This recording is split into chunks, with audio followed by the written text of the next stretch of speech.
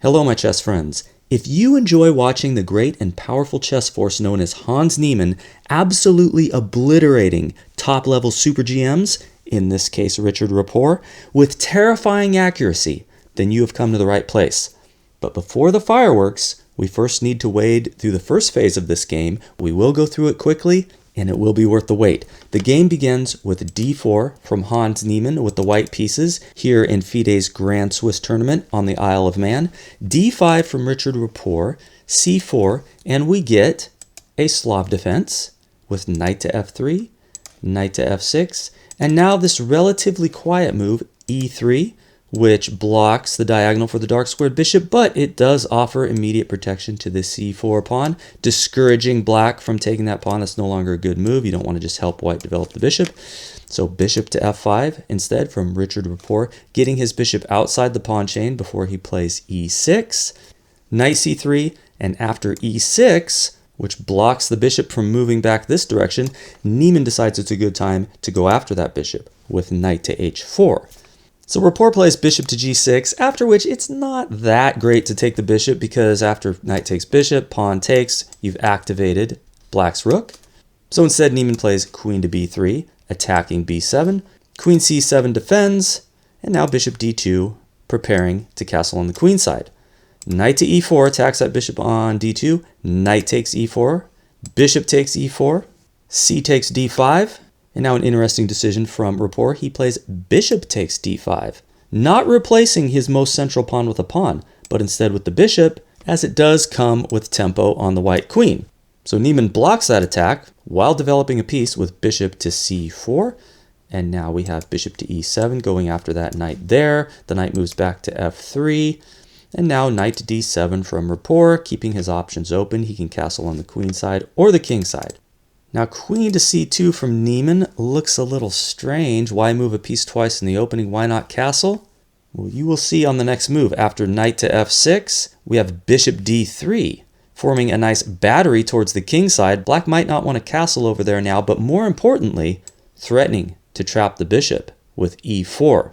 Bishop on d5 will have nowhere to go, so Rapport decides it's a good time to take on f3 and damage Niemann's pawn structure a little bit. After g takes f3, now knight to d5, threatens to hop into b4, which would fork the queen and bishop. Niemann doesn't really want to give up bishop for knight at this point, so he plays a3 to stop that. And now Rapport castles on the queen side. Since castling on the king side wouldn't have immediately been feasible due to the threat of bishop takes h7 check, Niemann castles on the queen side himself. And now we have g5 from Rapport, gaining some space, stopping f4, which would have allowed white to place his pawn on a square where it's protected by another pawn with more central influence. So that was a good move by Rapport. We got king to b1. Always a good idea to get your king a little further into the corner of the board. Rapport does the same. Rook c1, placing the rook on a half-open file, generally a good idea. We have h6, adding some support to the g5 pawn, and now we see some shuffling of pieces. Queen to b3, okay, king to a8. We're going to see a lot of just probing and prodding, looking for a little opening. The rook's attacked there, it moves, and then we put a rook towards the center. Okay, good move. Offering a bishop trade. Niemann doesn't want to trade bishops, he moves back. And bishop c7, okay, attacking the h-pawn there. It's moved to h3. Getting another rook towards the center. And now a4 from Niemann. Looks like he might want to eventually try to get that pawn all the way up here and disrupt the pawn cover around Rapport's king. But Rapport's not too worried about that right now. We see some more shuffling of pieces. Again, offering the bishop trade. Niemann doesn't want it. He wants more pieces on the board because he's looking to attack. Okay, king's further into the corner of the board. King's a little safer. Maybe someday the rook could get involved in the b file towards black king. We'll see. Queen to e7. Okay, more shuffling. Another offer to trade bishops. Again, Niemann declines, going to d2. Okay, more shuffling. Rook comes to c2. Are we going to see a doubling of the rooks? Bishop d6, bishop a5 again. It seems that neither player wants to commit to any dramatic changes in the structure of the position. No pawn moves until rook to e8. And at this point, for whatever reason, Niemann has determined that it's time to play e4. And you might be wondering, why didn't he play that move sooner, kicking the knight off its nice central post? Well, this move e4 does take protection off of the f4 square, which is where the knight moves. And that's kind of a decent square too. I mean, you're hitting this pawn, which is a weakness. It can't be defended by another pawn, so Niemann defends with bishop to f1. And we got a little more bishop shuffling. Bishop to b4, hitting the queen. Queen moves to d7, and now a5. Getting a little closer, looking to go to a6. And you don't really want white to get away with that as black, because one way or another, this pawn is not going to be able to be maintained on b7, which means c6 will be a weakness. So Rapport plays what a lot of us would play here. He plays a6. This pawn's not going any further, but this does create just a little more space around the black king and gives white a little something to maybe bite on. Rapport's king's position is slightly more insecure, but he's still totally fine. And now we have a very strong move from Niemann. He plays bishop to c5, offering the a-pawn, which now has no protection. But what he wants to do with this move is, well, first of all, he's defending d4, which is kind of a weakness. Now, if bishop d6 is played, it will be able to go over to b6. Again, he wants to keep pieces on the board. He's looking to attack. So you might be wondering, why not just take this a-pawn? Well, you're going to find out in a minute. Rapport does not take the bait immediately, though. He plays rook c to d8. Maybe there's some idea of playing e5. Can't move this pawn or you're losing a whole rook. So Niemann decides to get his rook off of that file. And at this point, for whatever reason, Rapport thinks it's worth it to grab the pawn. But unfortunately for him, this is a completely losing move. Black is finished. And Niemann, with his trademark precision, punishes this move perfectly with the move queen to a4. Now this bishop is going to move, whether immediately or after what was played in the game. Queen to c7 protecting, but now b4. And the bishop has to go to b6. And now white has a completely devastating move, which Niemann found, and which you will probably find too, because of the fact that I told you that white has a winning move, and you're going to be looking for sacrifices, naturally, and there's only one sacrifice here that makes any sense at all, and that is the obvious bishop takes a6. And it's looking like white's going to grab a couple pawns for the piece while shredding open the cover in front of black's king, something a lot of us would play. But the winning line here for white is probably not what you think, which I will demonstrate by showing you what happens after that obvious recapture. B takes a6, which is not what Rapport played. Maybe he had originally looked at what a lot of you would probably play, which is the wrong move for white. Maybe he thought Niemann would play queen takes a6 check here. But this move throws away most of white's advantage because queen to a7 can block.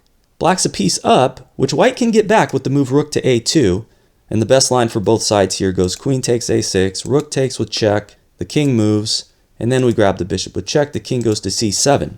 And despite the fact that white's a pawn up here still, his pawn structure isn't super healthy, this pawn's under fire, and black is totally fine here. The game should end in a draw. So that line is incorrect for white. What should be played back here, instead of the obvious queen takes a6 check, the correct move for white is first bishop takes b6, because after queen takes b6, we're not interested in the a-pawn yet, we want the c-pawn with an attack on the queen, and you can see how everything's very quickly going south for black, who can throw in this check. King just goes to a2. You can even throw in another check. We just block. And the engine's saying it's a mate in 14 here. This king is in big trouble, you know. We're threatening to take this pawn, we're hitting the queen, yeah. So that is what's wrong with capturing on a6 right here. So what else can Rapport do? Niemann's threatening a very dangerous discovered check when this bishop moves. Rapport knows his king's going to have to get out of there, so he plays king to b8, probably the best move. But now rook a2 from Niemann, with the simple and very dangerous plan of moving this bishop and delivering mate. So Rapport has to do something about that. I'm going to show you a couple lines before I show you what Rapport did, which was probably the best try. He came up with a tricky move, which didn't work, but it was a good try. But first, let me show you just some variations you might be considering. King to c8, just trying to run away. We'll take on b6.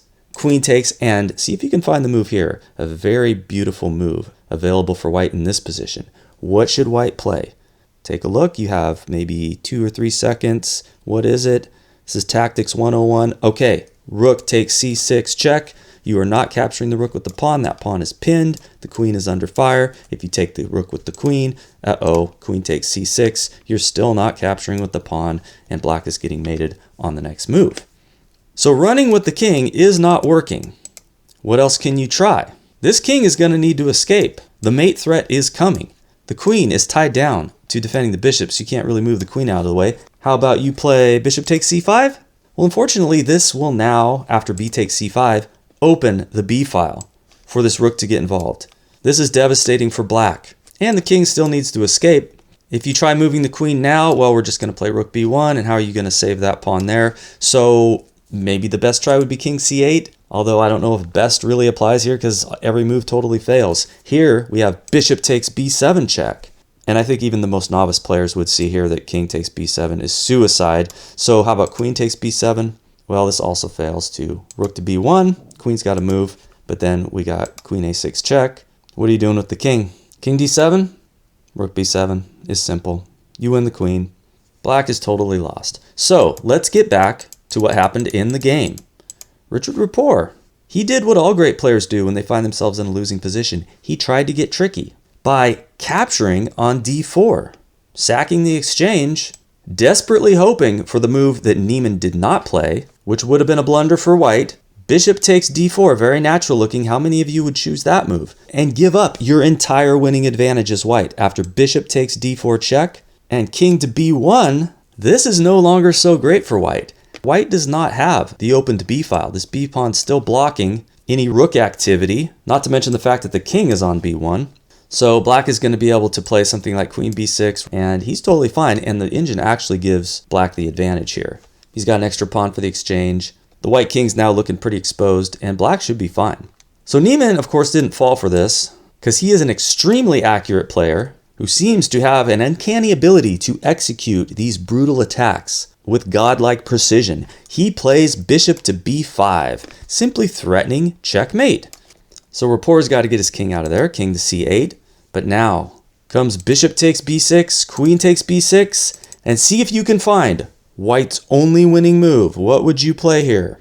Take a few seconds, give in to your violent thoughts, and maybe you will spot bishop takes c6, which is a completely hideous catastrophe for poor Rapport. It's so ugly, and you might say, what do you mean? This is a beautiful attack. And I would say, from white's perspective, yes. But from Rapport's point of view, from black's perspective, this is not conducive to feelings of beauty. This is a vision of hideous chaos overtaking Rapport's position. But going back to Niemann's perspective, we can see that now the rook on e8 is hit. There is a dangerous discovered check threatened whenever this bishop moves. And hopefully most of you realize that b takes c6 is utterly impossible due to rook takes c6 check, which will win the black queen. So Rapport, in a state of utter desperation now, moves his knight to d3. At least now he can capture this rook in response to the discovered check whenever this bishop moves. But Niemann is not interested in moving that bishop just yet. He plays queen to a8 check. And after king c7, which is the only legal move, he takes the rook with the bishop, allowing knight takes c1, because he still has another rook, which can move to c2 with check, after which his remaining three pieces are coming at the black king from three different directions. Rapport flees to the d6 square, but now we have queen b8 check, king to e7, and after rook to c7 check, Rapport resigns. He's probably seeing that after king to f6, rook takes f7 check, and king g6, which is black's only legal move here, white would have rook takes b7, discovered check, winning the queen, which is the simplest way to win, although not quite the quickest. Stockfish actually gives rook d7 check as a mate in 7 moves, after king to f7, e5 check, king to f5, and here's your last little quiz position. How do you finish off black in 5 moves? It's mate in 5. What would you play? Probably not obvious. Most of us would probably just go rook f7 check or something, but bishop g6 check is how we execute the quickest possible mate. After king g6, we have queen to e8 check, king to f5, queen checks from f7, allowing the king to capture on e5, but then queen g7 check, king's driven to the f file, after which rook to f7 is checkmate. So I hope you enjoyed that beautifully hideous annihilation of Richard Rapport by the one and only Hans Niemann, who is in top form in this tournament, doing what we all want to see him do, that is, obliterate the world's greatest chess players with his trademark engine-like precision. So thank you for watching. Please subscribe so you don't miss a lot more content like this coming your way soon, and I'll see you on the next one.